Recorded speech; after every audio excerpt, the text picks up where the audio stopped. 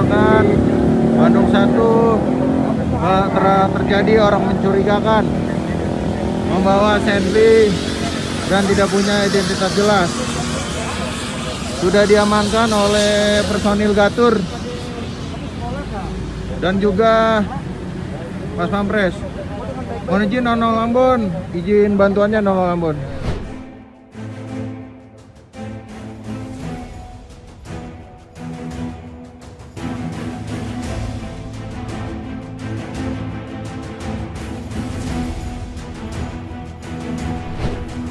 Halo sahabat Indonesia, kita bertemu kembali dalam Opini Rudi. Sahabat Indonesia, hari ini Selasa 25 Oktober 2022 ada seorang perempuan kira-kira berumur 30 tahun memakai jilbab bercadar berusaha menerobos Istana Merdeka di Jalan Merdeka Utara, Jakarta.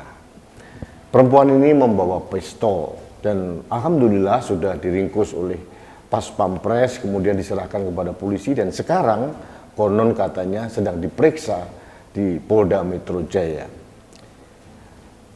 Ini menarik ini. Baru pertama kali ini ada seseorang perempuan dengan menggunakan pistol menerobos istana. Ada yang saya yakini bahwa sebetulnya ini bukan terlalu serius menjadi ancaman ya, karena dengan cara begitu pasti dengan mudah diringkus.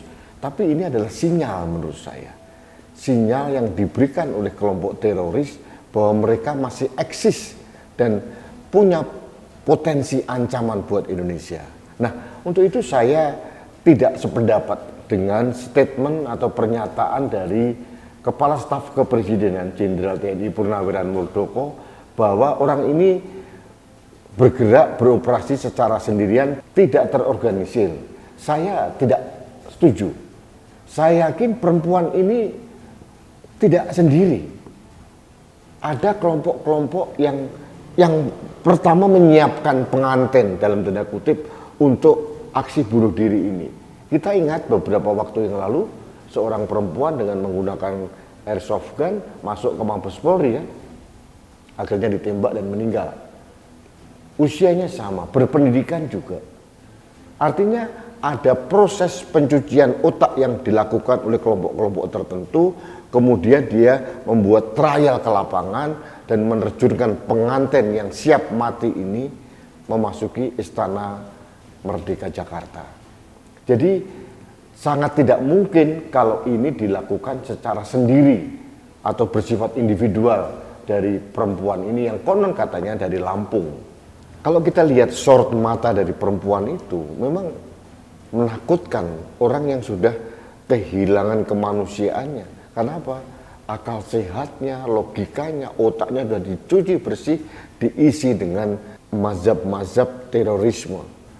Dan ini akhirnya yang bersangkutan melakukan segala sesuatu bahkan untuk bunuh diri.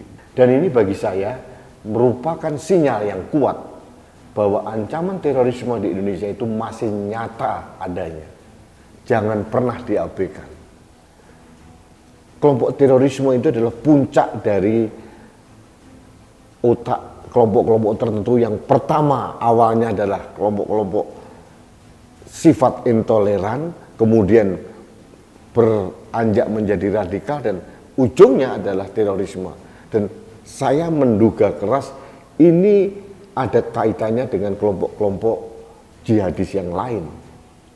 Jadi pasti ada program penyiapan diri, persiapan yang mungkin butuh waktu berbulan-bulan, dan ini merupakan sinyal bagi kita bahwa harus ada deteksi dini baik dari intelijen dari BIN maupun intelijen polisi atau mungkin yang lain, bahwa gerakan masif dari kelompok-kelompok terorisme ini masih terus ada dan menjadi ancaman serius. Kewaspadaan kita penting.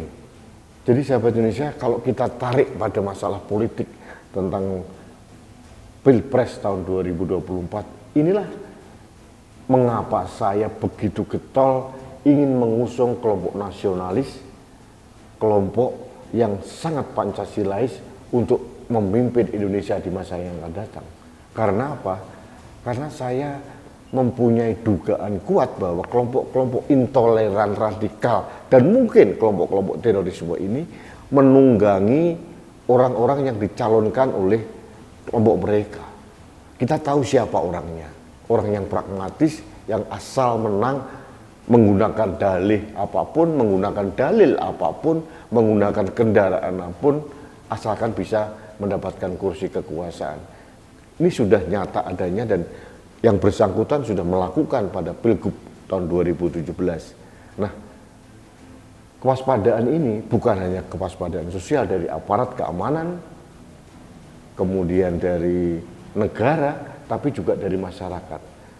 Makanya kita harus cerdas memilih tokoh-tokoh yang benar-benar bisa menjamin supaya intoleran, radikalisme, dan terorisme ini benar-benar enyah dari republik ini. Makanya dalam setiap kesempatan saya lebih tertarik menyampaikan 3 syarat atau kriteria bagi calon presiden. Yang pertama adalah nasionalis Pancasilais, itu mutlak. Yang kedua, bisa melanjutkan kesinambungan pembangunan yang sudah dirintis oleh Presiden Jokowi. Dan yang 3, yang paling penting, yang ketiga ini adalah bagaimana kita mendapatkan figur sosok yang tegas, mempunyai rekam jejak dalam melawan kelompok-kelompok intoleran, radikalisme, dan terorisme. Jangan dipilih orang-orang yang lembek, yang pragmatis, yang oportunis, kemudian merangkul kelompok-kelompok manapun gitu. Meskipun mereka juga saudara kita sendiri, warga bangsa Indonesia, tapi mindset berpikir mereka itu berpotensi mengancam keindonesiaan. Nah, yang dilakukan oleh perempuan 30 tahun ini adalah salah satu bukti bahwa ancaman itu masih ada nyata di depan mata kita. Jadi kita harus menekan para politisi, partai, ataupun elit-elit pemerintah atau negara yang lain, jangan abai terhadap ancaman terorisme seperti ini. Istana itu yang mempunyai level penjagaan yang sangat tinggi, bisa diterobos sampai depan pagar, apalagi yang lain yang begitu longgar. Bahkan Mabes Polri pun pernah sampai masuk ke halaman Mabes Polri. Artinya kita sering abai, sering memberikan permakluman dan deny, menolak ancaman-ancaman itu. Sekarang terbukti ini bukan menyangkut pada ancaman kepada presiden. Saya yakin perlindungan, pengamanan terhadap Presiden Republik Indonesia dan Wakil Presiden sangat bagus dilakukan oleh Pas Pampres. Tapi ini adalah simbol perlawanan yang ditujukan oleh kelompok-kelompok yang ingin merusak keindonesiaan kita, yang mengancam Pancasila dan selalu ingin menegakkan ideologi khilafah, dan mohon ini waspada. Baik sahabat Indonesia, demikian analisis saya terkait dengan ancaman kepada Istana Merdeka yang terjadi hari ini, Selasa 25 Oktober 2022. Ini bukan ancaman serius sebetulnya, meskipun yang bersangkutan membawa senjata semi otomatik, tapi ini adalah simbol atau tanda bahwa perlawanan terorisme itu masih ada dan mereka masih eksis. Dan ini harus menjadi perhatian kita semua. Jangan pernah lalai. Indonesia itu negara yang sangat seksi menjadi jihad bagi kelompok-kelompok yang ingin merusak keindonesiaan kita. Waspada, waspada, dan waspada. Baik, terima kasih sahabat Indonesia. Kita bertemu kembali dalam Opini Rudi selanjutnya. Salam satu Indonesia, salam Pancasila. Saya Rudi SK.